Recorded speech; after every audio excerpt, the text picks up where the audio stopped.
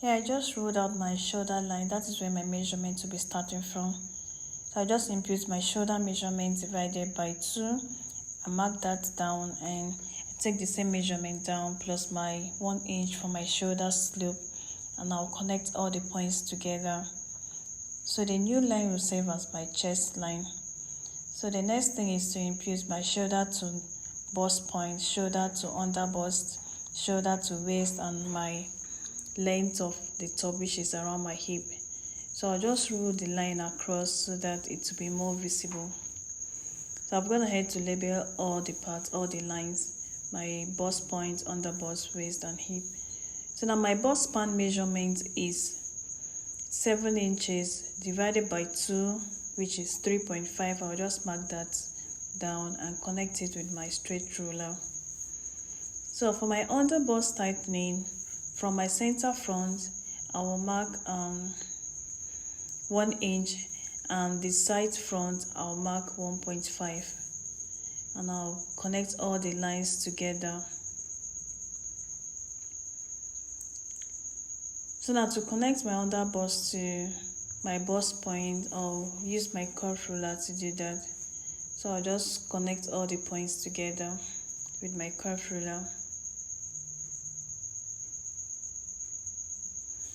So now I extend the bust span to my chest line. I'll just extend it with my straight ruler. So that's how high I want to cover. So you can go higher if you want, but that's just what I want. So I'll go in by 1 inch on both sides, and I connect it again with my curve ruler.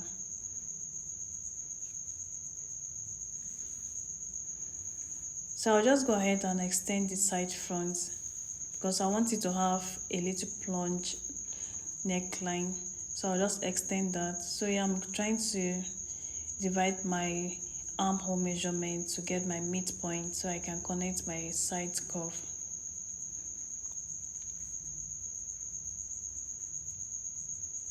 So this is the shape of my neckline. So I'll just go ahead and connect it.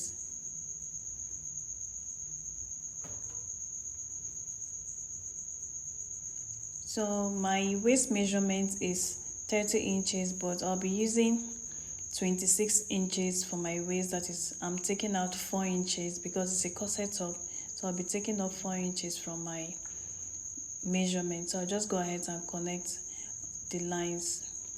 And my hip measurement is 38 inches. I'll be taking off 1 inch from my hip measurement to make it 37 inches here. So I'll just connect all the points together.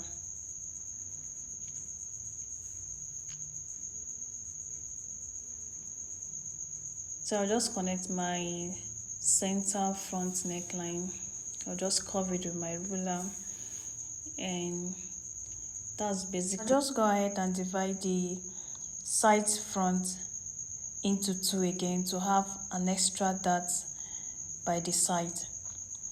So I'll have 3 parts. So I'll just measure the sides into 2 and divide it, then create like a little dart line around there and replace what I have to the sides. So yeah, I'm just taking out very little.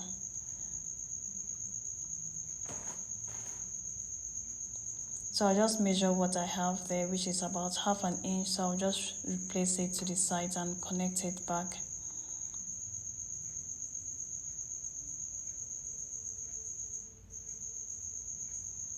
So I'll just label my parts. And for the back piece, I'm gonna have to extend all my lines. So I'll just mark out my bust measurements, my waist measurements, and my hip measurements. And I'll connect all the lines with my ruler.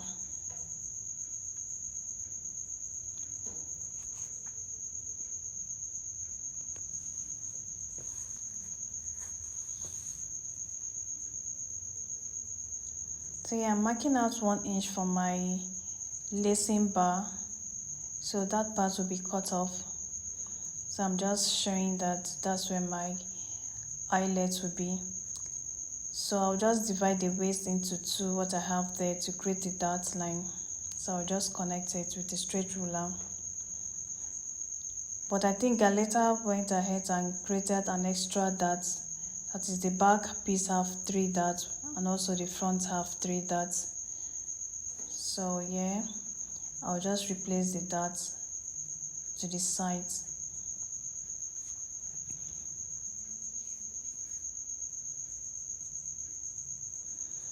So to curve the back neckline, I went down from the center of the back by 1 inch and I connected with my curve ruler to the side. And I'll just label my pattern out. So yeah, I've gone ahead to cut on my main fabric and added my sewing allowance. So I'm using the pattern to cut out my lining. So I've gone ahead to cut all the pieces and interface it. So this is what my pattern is looking like. So now I want to start joining it. So I'm showing you how I'll be joining all my parts. So with my pins, I go ahead with my pins first to pin all the parts together to make sure that everything aligned before I start sewing. See, I'm just matching out everything, the notches, and making sure the notches aligned.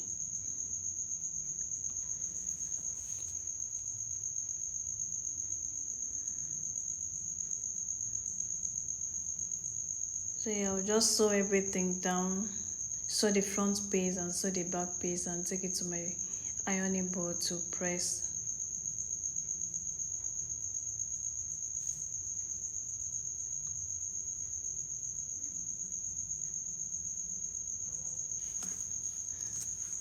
So I just carefully sew all the lines.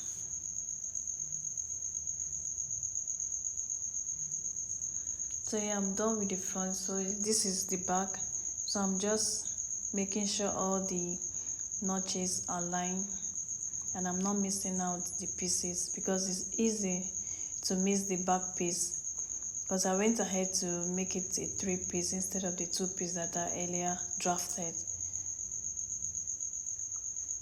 So I marked everything and created notches to help me identify each panel. So I'll just go ahead and sew everything down and take it to my ironing board and give it a good press.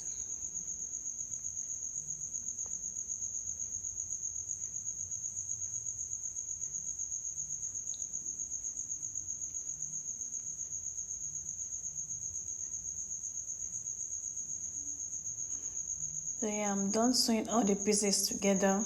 This is what it's looking like. So I'll just, the same thing I did for the main fabric, I'll do the same thing for the lining. So this is me here joining the lining pieces together.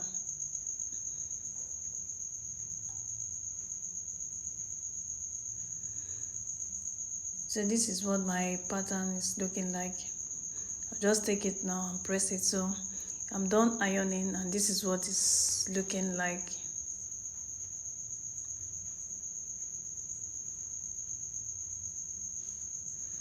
So yeah, I want to make sure all the pieces align. I'll just go ahead and match them up right side to right side and trim it off to make sure that all the patterns are equal. So yeah, I'm trimming the front piece out.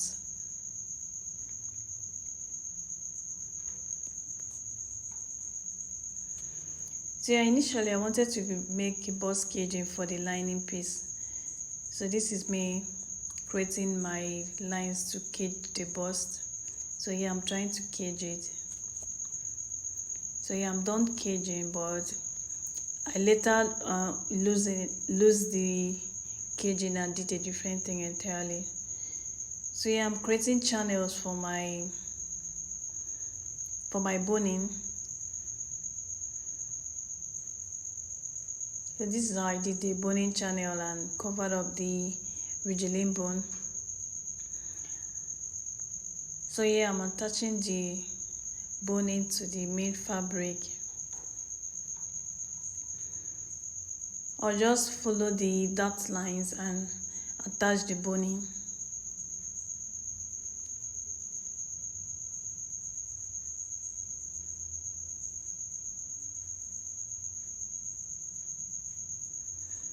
See, I'm done attaching the boning. I went ahead to interface it.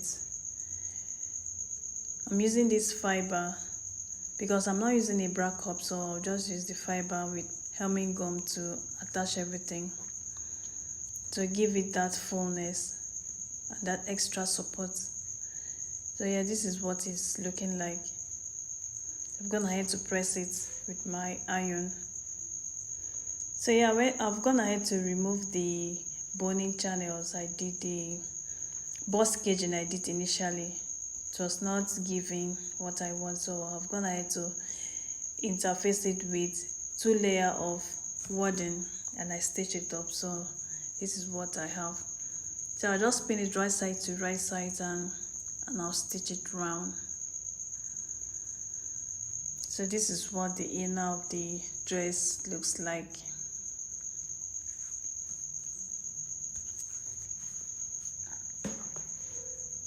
So yeah, I'm marking out the yoke for the back. I wanted to make it a tube, but along the line I decided to put a yoke. So this is me marking out the back yoke.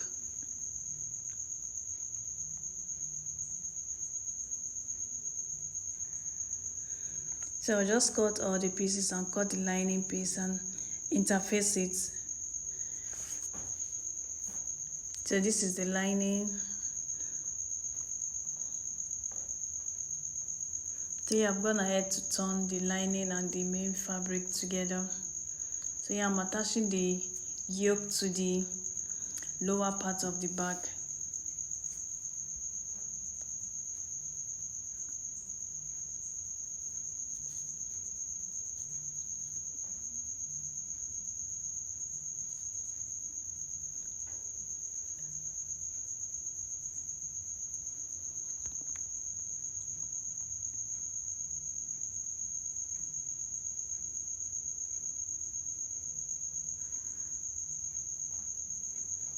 So I'll just repeat the same process for the other part and press everything down. So yeah, my back is ready.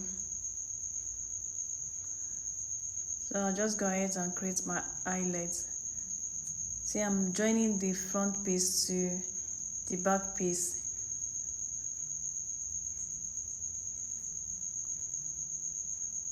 So I'll trim out my excess because I don't need excess for this top.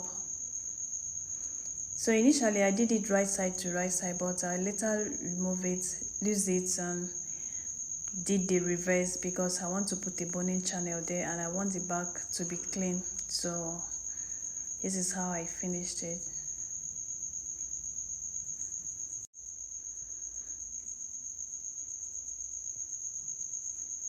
So I'll just sew it from the front instead of the back. So the back will be looking clean, while the front I'll use the covered boning and conceal the side seam.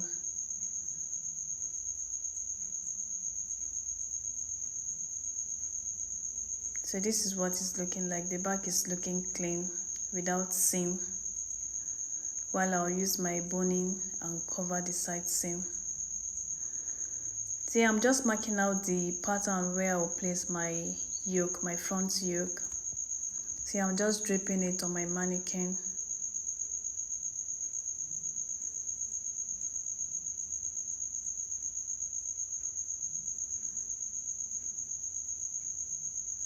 So I'll just spin it down and go in with my needle and thread, my hand needle, and stitch everything down.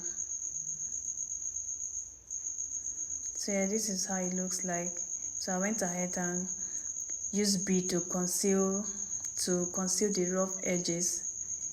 So it was still looking plain, so I went ahead and added more beading to give it a little detail. So this is what the top looks like. Went ahead and attached my sleeve, basic sleeve, and this is how the back looks like, and this is what the front looks like.